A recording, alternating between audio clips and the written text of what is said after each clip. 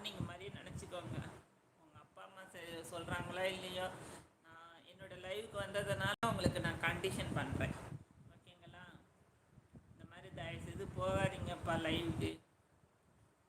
இது ஒரு ரிக்வஸ்ட் மாதிரி வச்சுக்கோங்களேன்.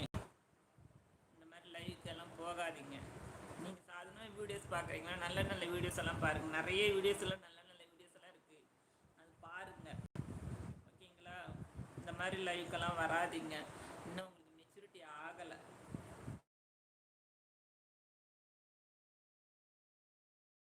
மெச்சூரிட்டி ஆன பிறகு நீங்கள் லைவுக்கெல்லாம் போங்க.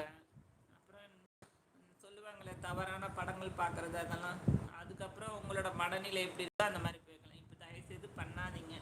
இந்த வயசு உங்களுக்கு இல்லை. சரிங்களா?